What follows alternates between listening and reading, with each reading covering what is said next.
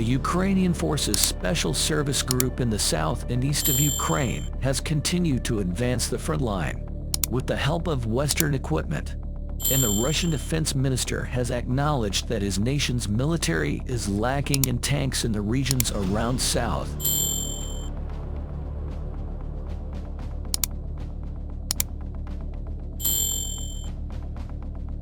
According to analysts, Russia is already on the wrong foot on several front lines as Ukraine continues its counteroffensive with modest gains, and the Ukraine Special Service Group is trying to carry out some effective defensive operations to stabilize its forces in the south.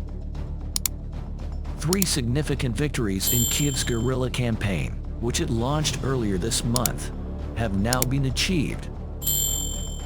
Vladimir Rogov, a recently appointed Russian official, claimed that Ukraine had taken full control over the settlement in the temporarily occupied Zaporizhia region, and that Russian forces were waging a counterattack by shelling. The Russian president claims that the armed forces lack adequate high-precision ammunition, communications equipment, aircraft, drones, and other supplies. Zaporizhia has experienced some of the most intense fighting since the counteroffensive started, according to a Monday intelligence report from the United Kingdom. The counteroffensive by Ukraine to drive Russian forces from occupied territories along the 1,000-kilometer front line may take a very long time, according to Western analysts and military officials. Over the course of its offensive actions, which lasted 2 weeks, Ukraine claimed to have seized control of 8 settlements in total. In an effort to retake a Russian-occupied region in the country's southeast, Ukraine launched the first phase of a counteroffensive 2 weeks ago, after months of planning and with the help of weapons and assistance from Western allies.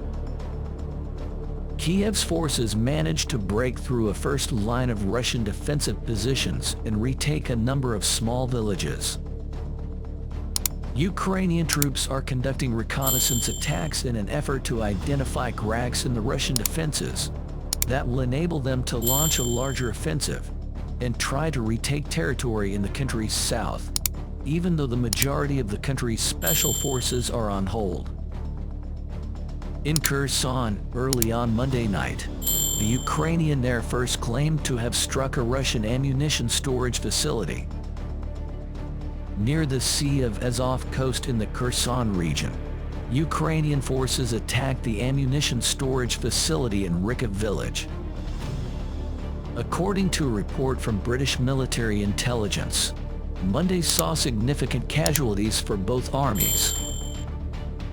In order to break through the heavily guarded Russian lines, Kiev's forces will engage in months of guerrilla warfare and artillery battles, according to military analysts. The Ukraine's allies are currently debating difficult issues regarding reconstruction after already shelling out billions for military aid. With Ukraine now attempting to retake Russian-occupied territory as part of a planned counteroffensive, the conflict has changed. There are no indications that the fighting will soon come to an end, or that peace efforts will immediately be successful. In the event that the Ukrainian counteroffensive is successful, Putin may be compelled to discuss a peace agreement. Every effort is being made by the Russians to maintain their position,